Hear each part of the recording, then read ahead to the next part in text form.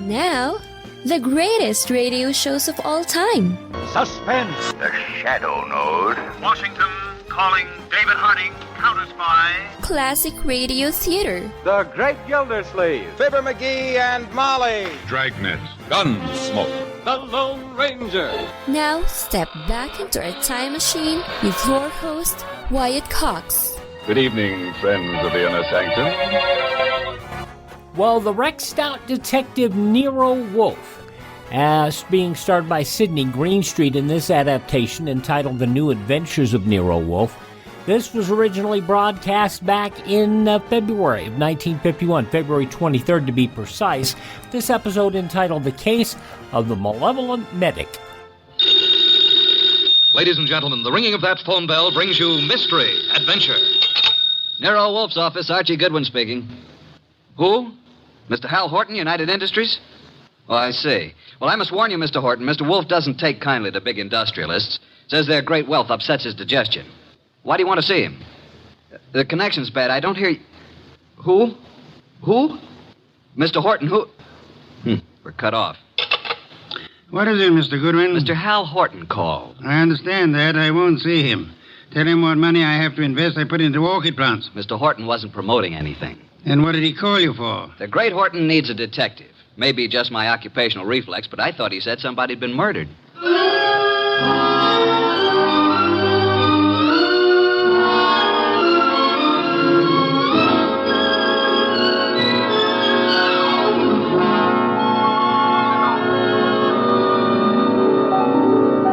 Ladies and gentlemen, it's that genius who is the bulkiest, balkiest, most ponderous, and most brilliant detective in the world.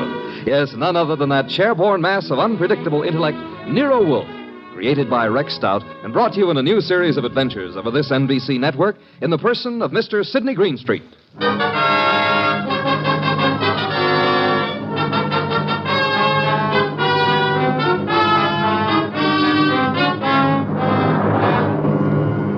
It turned out that what Horton had said had been murder, which became celebrated in the case of the Malevolent Medic.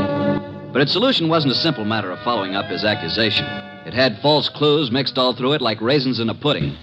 The man we came to know as the Malevolent Medic was young Dr. Benjamin Sloane. The case began on the sunny afternoon when Grace Banks, his nurse, came into his private office. Waiting room's finally empty, I take it? Well, there's one more patient, darling. I'm sorry, doctor. Mrs. Horton's here for another of the thiamine chloride shots you ordered for. I said you could give her those, Grace. She doesn't have to wait to see me. Oh, she's hung up her mink coat, parked her orchid and her alligator bag, and filled up all the ashtrays with lipstick cigarette stubs. Mrs. Horton prefers to wait for you.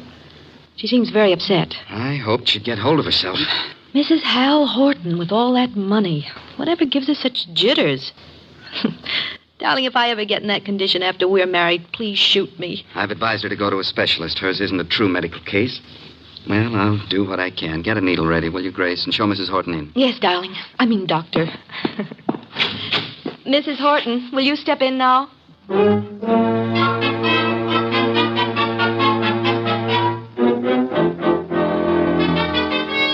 Been in that waiting room for hours.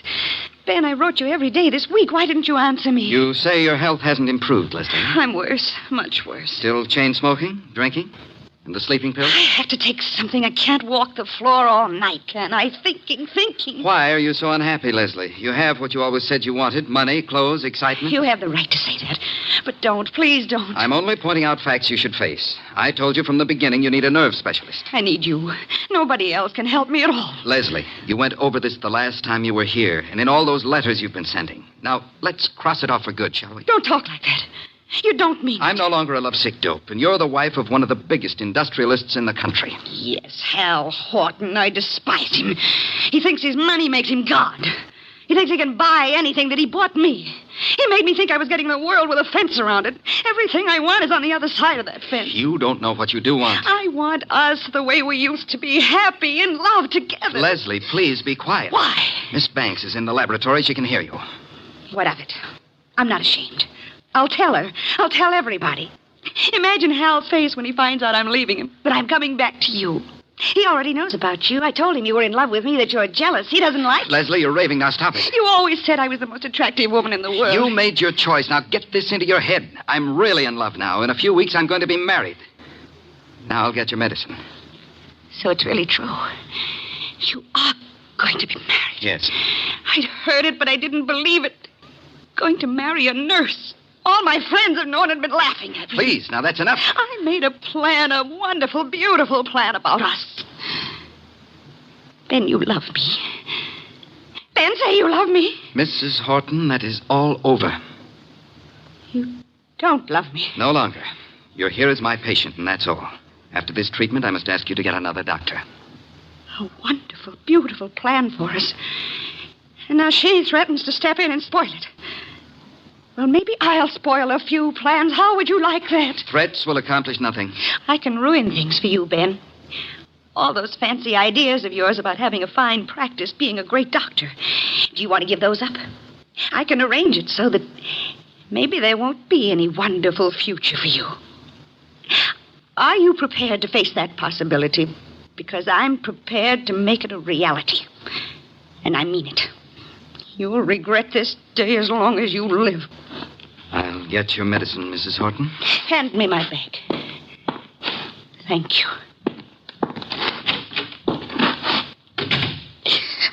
Oh, I hate you, Ben.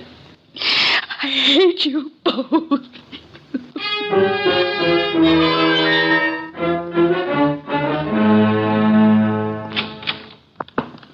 Sorry to have kept you waiting, Mrs. Horton. Miss Banks had to do a repair job before she could use a sterilizer. Alcohol, Miss Banks? Yes, Dr. Sloane.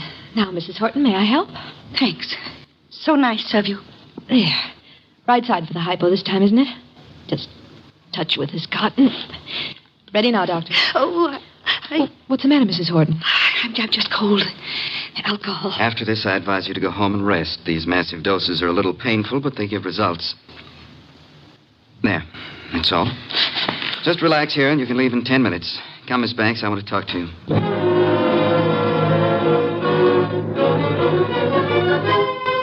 Doctor! Doctor! I feel sick. I feel very sick. You might as well stop acting. I can't get up. My feet. Ben, look at her. Something's happened. Hysteria. No, her face. Oh, Ben, she's falling. Mrs. Horton, hold on to me. I've got you. Hold her up. Leslie, what is it? Pain.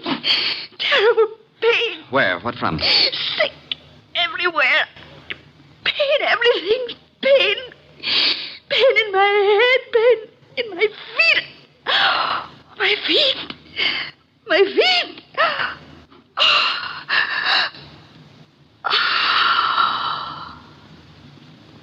Doctor, she's dead. Yes, Grace. Get a card from the files. I want to study it. From the first day Mrs. Horton came here. What was it, Ben? What happened to her? Symptoms are of a heart condition from which it seems the patient has just expired. Then you must call her husband. Grace, did you hear me? Yes, Dr. Sloane.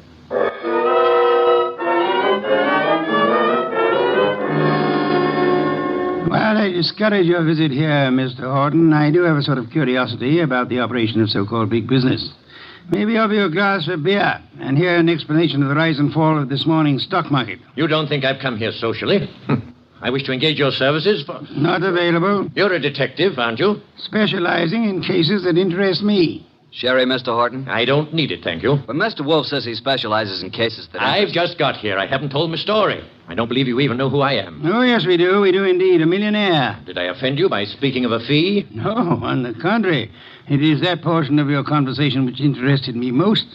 Frankly, I plan to spend the evening examining the first edition of Henry James I'd like to purchase, and the word fee suggested a possible way. Now, what have you done, sir? What have I done? One doesn't have to be a detective to recognize you're in trouble, Mr. Horton. Look, Mr. Wolfe, I have done nothing. But I've got a question I've got to have answered. I need facts. They tell me you're the man who can give them to me. If Nero Wolfe can't get them for you, they're not facts, they're fancies, Mr. Horton. Well, my story's involved. But the gist of it is, your beautiful wife, a former model, died last week. The death certificate indicated a heart attack. You suggest she was murdered. How did you know? Never mind how I came to my conclusions. How did you come to yours? Leslie had been going to a Dr. Benjamin Sloane. She said he was a specialist. Some friend had recommended. She'd been upset. He was giving her vitamin B shots, she told me. You doubt that was true? Dr. Sloane informed me, after she died in his office, there'd been a heart condition from the beginning. Well, I don't believe it. Leslie was a very emotional girl. She'd have been quite frightened of a heart ailment. She'd have told me about it. Maybe she didn't comprehend its seriousness. Dr. Sloane did. Why didn't he get in touch with me at once about it? Then, when I went to clear up Leslie's room, I discovered something. Leslie didn't go to Sloane through a friend. She'd known him when she was a model and he was a hospital intern. She'd kept letters he'd written to her then. Love letters. Indeed. Well, doesn't that give you an idea, Mr. Wolfe? Sloane lost Leslie to me. No man who'd been in love with Leslie would ever get over it. Would a man be jealous enough, kill a woman he loved, rather than have her belong to another man? An interesting theory, Mr. Horton, one frequently advanced in fiction. Shall we investigate and see how it works out in fact? Yeah, you'll take the case, then. The intricacies of the feminine nature are challenging, if you do not have to come in contact with the creatures. The practical research in such matters I leave to Mr. Goodwin here. It is the field in which he specializes. But it's you I want. Our method of operation is not under your control, Mr. Horton. If you'll be so kind, Archie, get a first-hand report of Dr. Benjamin Sloane and the women in his life. My goodness, Nero Wolfe was such a persnickety character, and Sydney Greenstreet did it so well. February 23rd, 1951, The New Adventures of Nero Wolfe, here on Classic Radio Theater with Wyatt Cox. Now on Classic Radio Theater with Wyatt Cox, more of The New Adventures of Nero Wolfe, starring Sydney Greenstreet, originally broadcast February 23rd, 1951.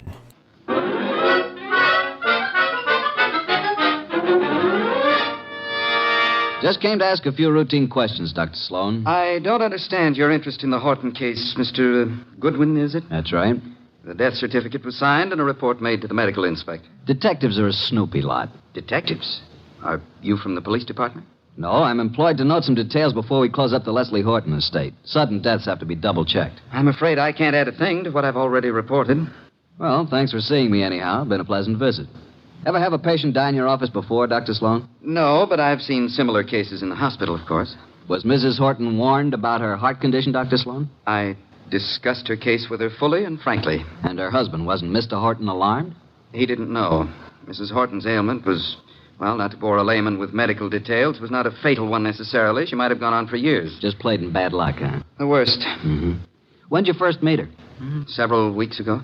And you saw her how many times? It's all on the record. She was nervous. I prescribed thiamine chloride. Her medical report card shows that. You read it for yourself. Well, I guess that's all, Dr. Sloane. Won't bother you further. Miss Banks will show you out. Yes, Dr. Sloane? Sort of a modern Aladdin arrangement, isn't it? I wish I could press a buzzer and have a beautiful girl like you up here. Mr. Goodwin is leaving. Oh, this way, Mr. Goodwin. You can use the side door. The waiting room's full of patients. So long, Doctor. This way, through the lab. There's a door from it into the corridor. Cozy place, all those bottles. I suppose there's enough stuff in here to kill an army. To cure one. Miss Banks, may I say that you're the kind of a nurse that patients dream about? Make it a pleasure to go to a hospital. Blonde hair, blue eyes, winkers an inch long. Are they real? If you'll excuse me. What do I have to come down with to persuade you to take care of me? Huh? I don't take cases. I'm a technician. Good day, Mr. So you work just for Dr. Sloane? It's too bad the way he's involved in this Horton case. It looks serious. Mrs. Horton simply died of a heart attack in Dr. Sloane's office. If you wanted to help your boss, Miss Banks, you'd stop rushing around and answer a few questions. I'm sure Dr. Sloane gave you the necessary information. Guess he doesn't realize the trouble he's in. If you can supply any details that'll change the picture, you'll be doing him a great favor. He's a nice guy. I want to help. What is there to say? The report... Let's get it in your own words. Just what really happened here that day. Well, Dr. Sloane gave Mrs. Horton the vitamin B shot. That was routine. Mm-hmm. But she didn't get up afterward. She said she was sick. And then she fell and I caught her. And Dr. Sloane administered emergency treatment. What did that consist of, Miss Banks? All that is in the office record. What would bring on such an attack? It could have been several things. Could it have been something she ate? Acute indigestion affects the heart. Maybe Mrs. Horton would be here now if the doctor thought to use a stomach pump. He did use one. He did everything there was time to do. She certainly went in a hurry. Suffer a lot? She said she was in pain. Where? Her stomach? No, not her stomach. Where then? Well, she seemed to be in pain all over. Reflex, maybe? When it was over, what did you do, Miss Banks? Called Mr. Horton. Must have been a blow to the great man. I understand she was younger than he is and quite a sultry gal. I've talked to you professionally because you said it was necessary to help Dr. Sloane. Is that all, Mr. Goodwin? I guess it is for now. Unless you'll have dinner with me. Thank you, no. I'm handsome, hardworking, and harmless. I'll bring you references from my employer. What do you say? The express elevator's the one on the right. Must be there's another man. Wouldn't be the doctor, would it? Well, you'll fit better in a Pullman kitchen than here among the test tubes at that. My reluctant congratulations.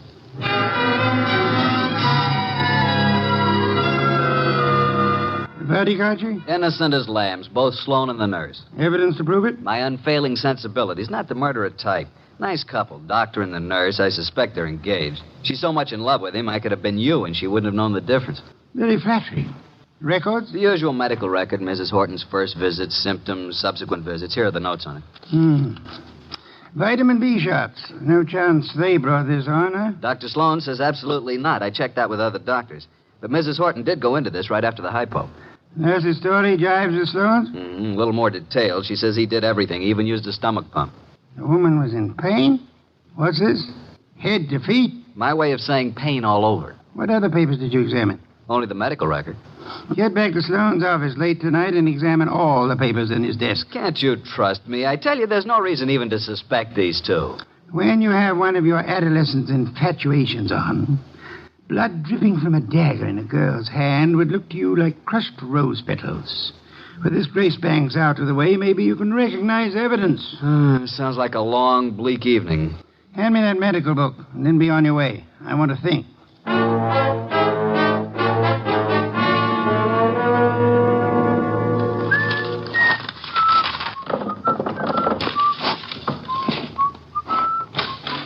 Well, good evening, Mr. Goodwin. Oh, good evening, Dr. Sloane. This is a surprise to us both. I didn't anticipate that you'd be keeping office hours after midnight. What are you doing in my office at 2 o'clock in the morning, Mr. Goodwin? Reading your mail and having a ghoulish time surrounded by all these shiny instruments of yours. You've been rifling my desk. I wouldn't do that if I were you. I put things back very neatly, even the letters from this little secret compartment, which isn't secret at all to anybody who knows about desks. I've kept only Give one. me that Easy. It's the "My darling, mine first, shan't ever give you up one way or another" one. You remember it? I'll bet that nice little nurse you're engaged to never wrote that, did she?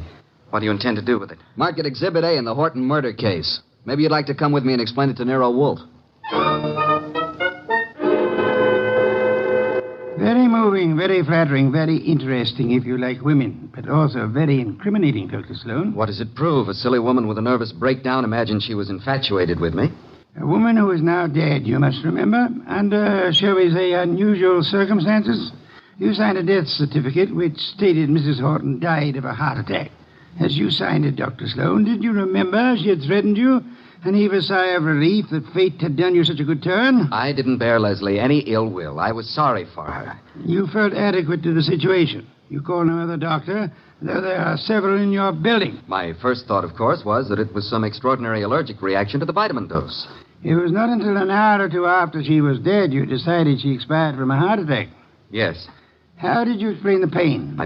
I reported no pain. Miss Banks said Mrs. Horton had pain from her head to her feet. Grace said that? Well, not in those words, but that was the general Dr. Sloane, why did you use a stomach pump on a heart case? Why, I told you I tried everything, sometimes an acute digestive disturbance. I suggest you did it because to you, as to any qualified physician, the pain in the feet suggested poisoning. Particular kind of poison, an inorganic poison. There wasn't any in her stomach. You maintain that? Archie, get the medical examiner on the phone. Tell him the body of Miss Hal Horton must be examined for any evidence of poisoning. I know you think Mrs. Horton was murdered, but it's impossible. There'd been no one near her. Miss Banks? Miss Banks couldn't have done it. She was working with me constantly. That's what I thought you'd say, Dr. Sloane.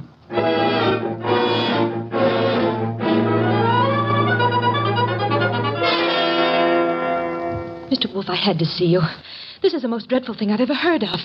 Trying to accuse Dr. Sloane of murdering a patient. It appears he had a reason to want Mrs. Horton dead, Miss Banks. She was that thing the poets write about, a woman's scorn. She had sent him this hysterical letter threatening scandal if he rejected her. He couldn't control her. She kept coming back to his office making scenes. He gave her nothing but thiamine chloride. I know. I fixed the shop myself. Don't start covering for her. I'm not. I tell you, I filled the needle. And I didn't put anything but thiamine chloride in it. You haven't any reason to think anybody did, except for that letter you stole. If it wasn't for that letter, give it to me. Give it to me. Stop it, R.J., quick. Now, drop it, baby. Come away from that fireplace. Why, you little tiger kitten. I didn't think you had it in you. Come on, let go of it. Let go. Give it to Papa. Now, look what you did. You almost got Nero Wolfe out of his chair. Destroying evidence is a serious offense, young woman. She kept coming to the office, writing and pestering him. I heard her from the laboratory. You read her letters, too, didn't you? You knew if something didn't stop her, Dr. Benjamin Sloane was a ruined man. But he didn't kill her. I know he didn't. I don't believe he did. You don't? Oh, well, then who? You've just provided an excellent motive for having done it yourself, Miss Banks. Well, that sounds difficult. From February 23rd, 1951, Nero Wolfe, The New Adventures of Nero Wolfe, starring Sydney Greenstreet. We'll hear the conclusion following these messages from your favorite station. You're listening to Classic Radio Theater with Wyatt Cox.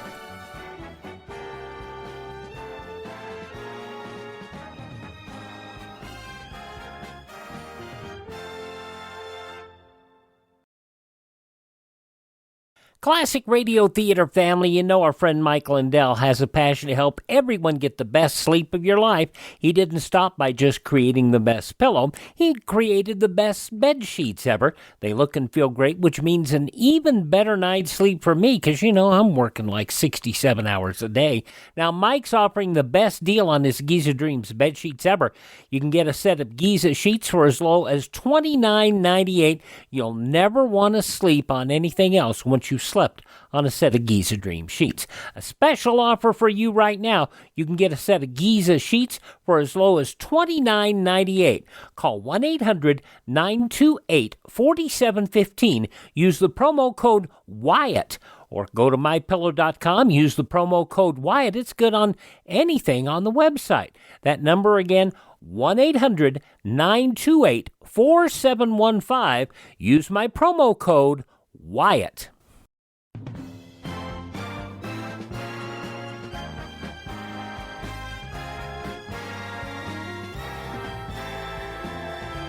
Now on Classic Radio Theater with Wyatt Cox, the conclusion of The New Adventures of Nero Wolfe, February 23rd, 1951.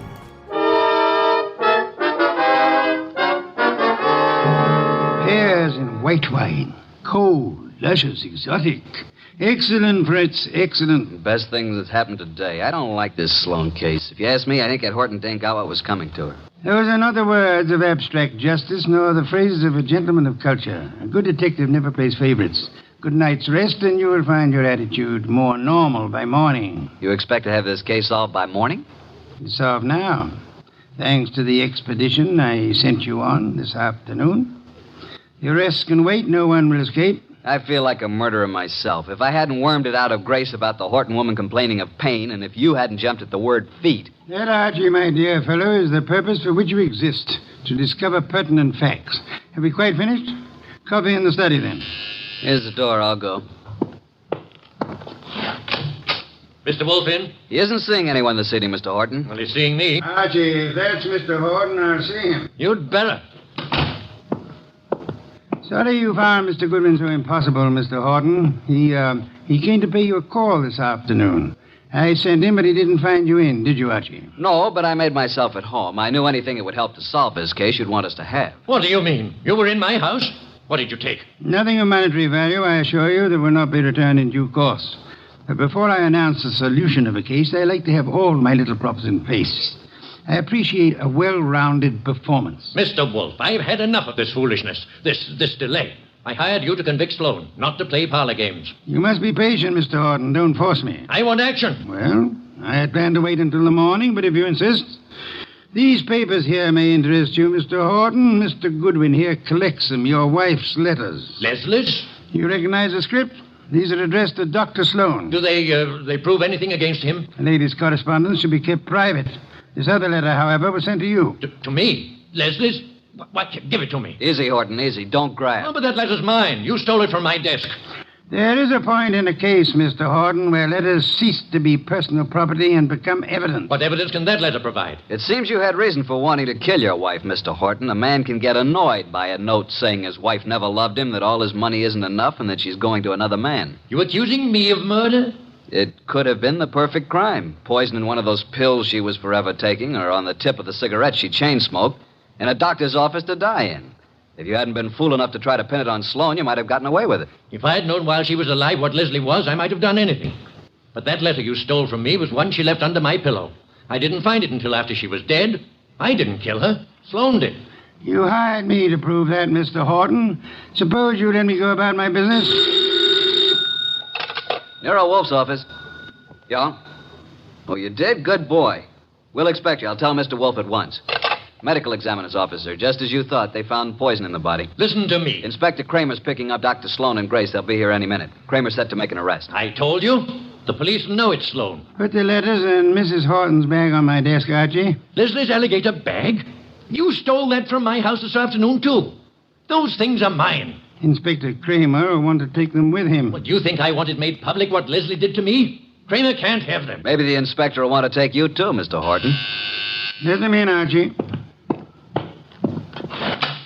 Come in, Inspector Kramer. Dr. Sloane, Miss Banks. Wolfe asked me to bring them here first before I locked anybody up.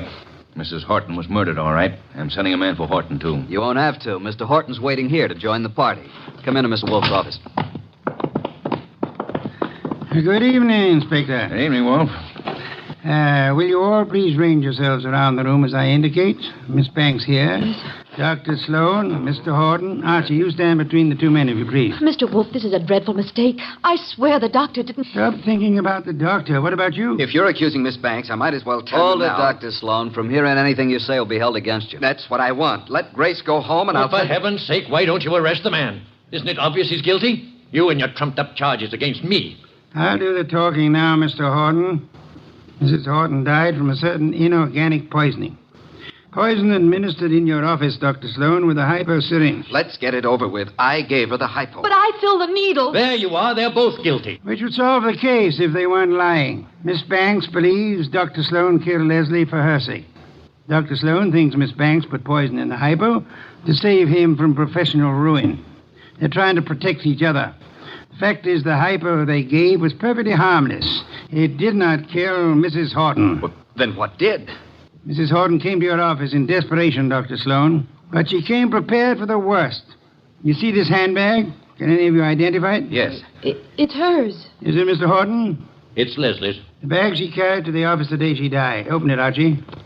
You will see it contains her change purse, billfold, cigarette case, matches, her handkerchief, nothing more. That is, not unless you look closely. Then you will observe this lining has a double fold. A secret compartment. Exactly. We open it this way, and there we find it. A hypodermic needle with which the unhappy woman committed suicide. Miss Banks, Dr. Sloane, you can stop protecting one another. Mr. Horton, the world need never know you were a betrayed husband. Mrs. Horton killed herself while in a confused state following a mental breakdown. The case of the Malevolent Medic is closed.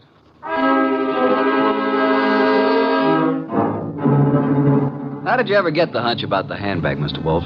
I know nothing about women, but on my occasional trips abroad, I have been forced to observe their handbags. Monstrosities. They hold anything and everything. Now that our guests have gone, Fritz is bringing coffee to the study. Would you like some beer? I believe I would. Somehow I feel I've earned it.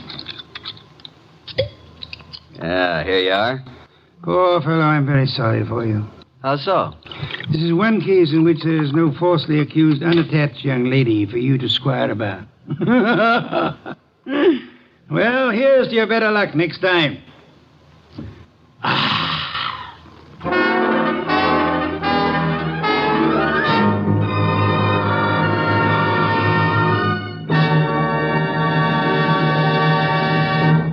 You have been listening to The New Adventures of Nero Wolfe, starring Sydney Greenstreet.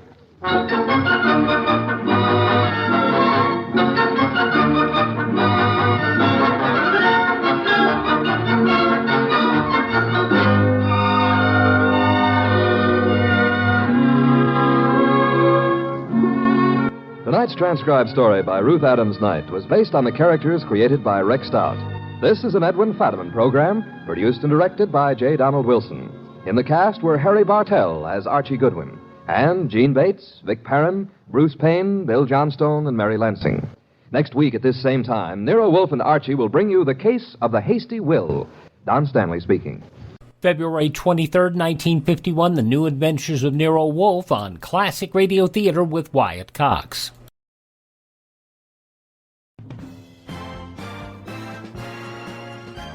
Now on Classic Radio Theater, another episode of the syndicated soap opera Claudia, this originally broadcast on February 23rd, 1948.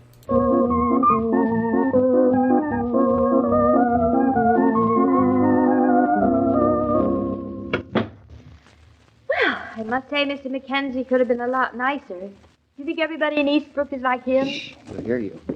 Careful of these stairs, darling. I will. Niceness isn't what counts when you're picking out a general contractor.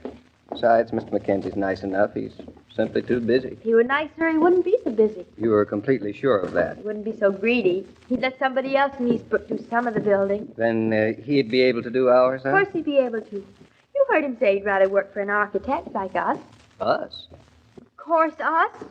I've heard so much about building houses since we bought the farm that I'm ready to sit right down and design a small cathedral all by myself. You mean I can retire? I still don't see why we can't make all the changes ourselves. That's what I thought it was going to be like, buying a house and moving into it. You think I married you for a pioneer woman?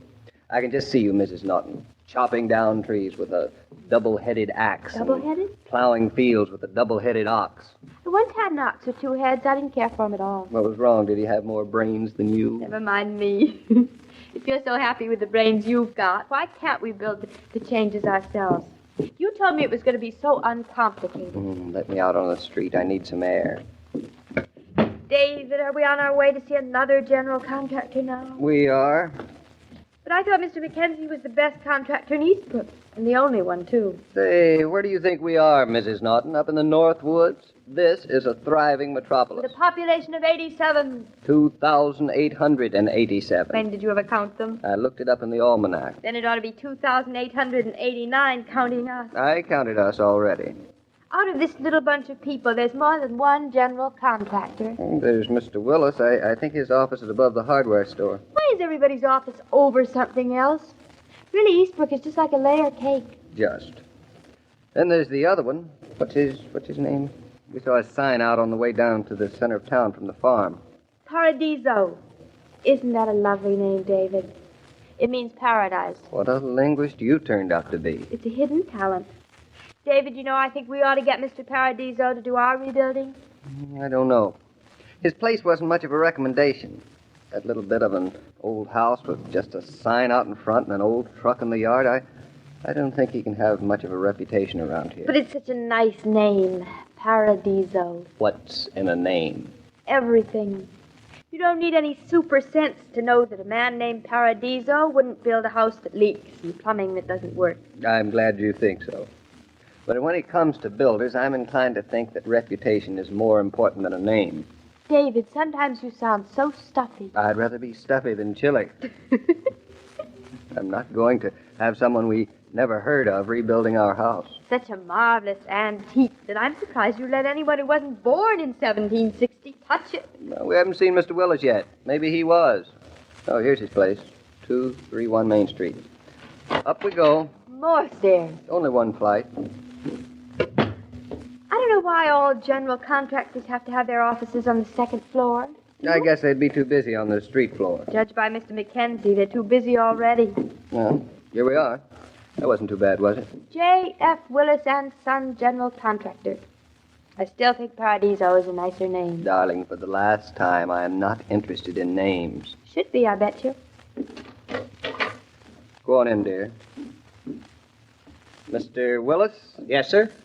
Our name is Naughton. We've just bought the old Tucker place on River Road. That's nice. Hope you like it. I hope so, too. We're planning some alterations. I'm an architect, and I've drawn up plans and specifications. We're trying to find a builder who will contract to Try Paradiso.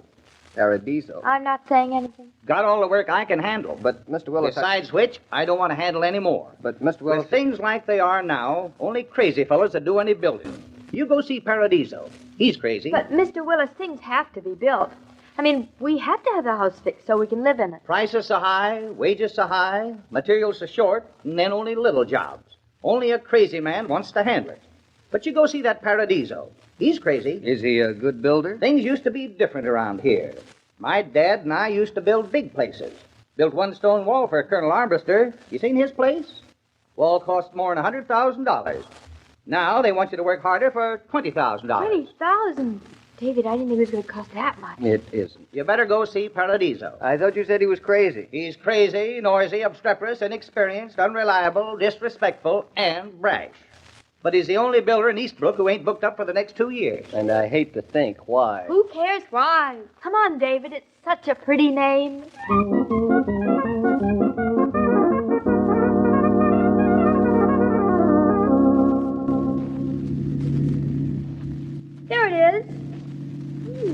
Very little place, isn't it? Maybe we ought to wait until next year to do the repairs. You just got finished saying it's going to leak all over the rug if we didn't have it fixed right away. I never said any such a thing. Why, David Norton, look, there's Mr. Paradiso now. Hello, Mr. Paradiso. Hello. Say, I'm getting pretty famous. How'd you know it was me? By the sign. You like it, huh? I'll build you one, too. Oh, we don't want a sign. We want a bay window and an extension and a laundry. And I want a Rolls Royce and a yacht and a couple of Great Danes. Great Danes. We have one, David. He likes Great Danes. Mr. Paradiso, I merely want a general contractor. Mister, you sure must want awful bad if you found me. But I want you to know you found an awful good man. You seem to be very sure of yourself. I am. Why not? Well, come in the car and sit down with us, unless we could go into...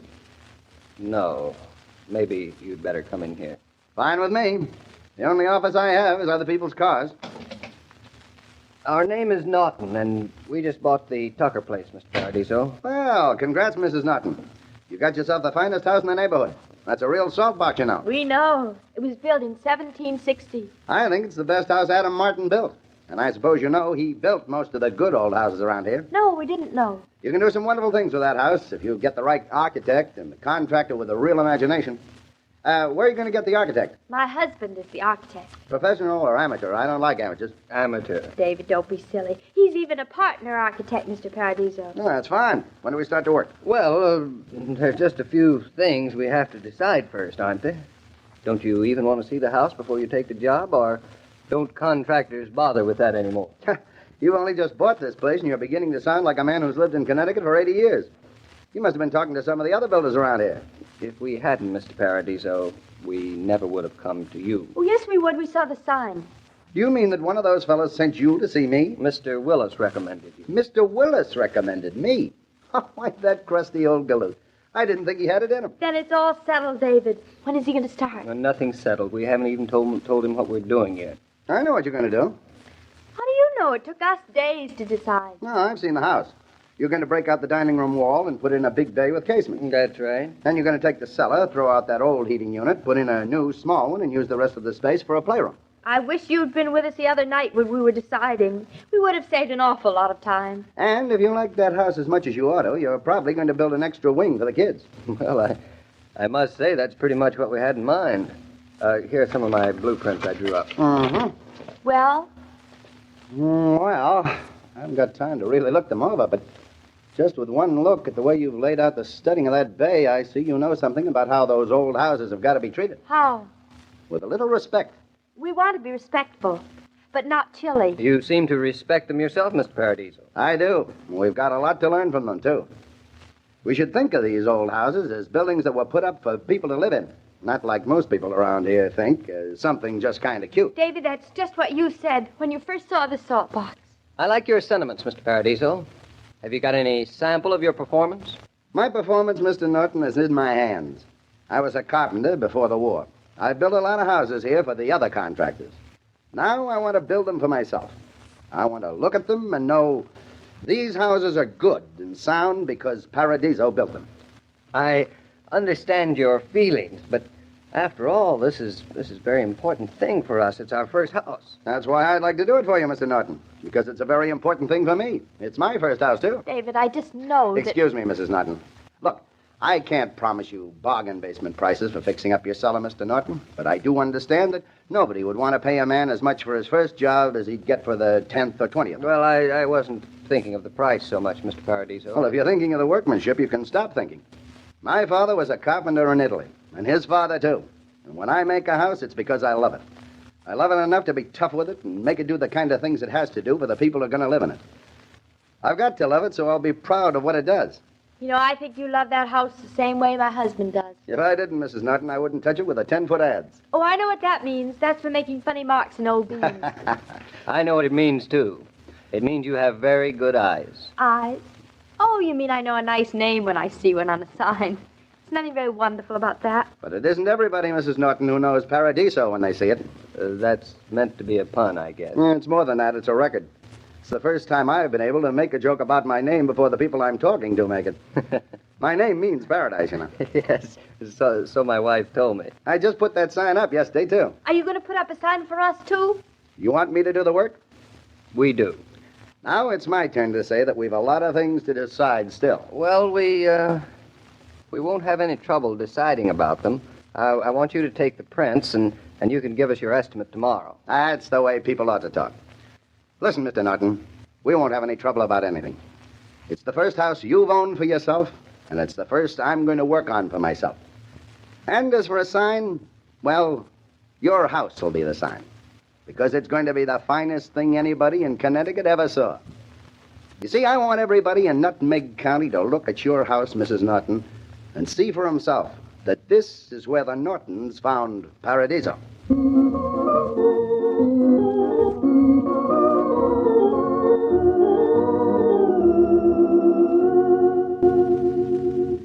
So it looks like the house is progressing. From February 23rd, 1948, Claudia, on Classic Radio Theater with Wyatt Cox. Please thank this radio station, support their advertisers, drop the station a note. You would be surprised how much a couple of letters, it does well with the radio stations. And they really appreciate knowing that you're out there and that you're listening. So drop them a card or a letter and thank them for carrying Classic Radio Theater with Wyatt Cox. Now, I have a web page, classicradio.stream. There you can stream our shows on demand, learn more about classic radio collecting, and even contact me there. Our social media links are there. classicradio.stream. classicradio.stream.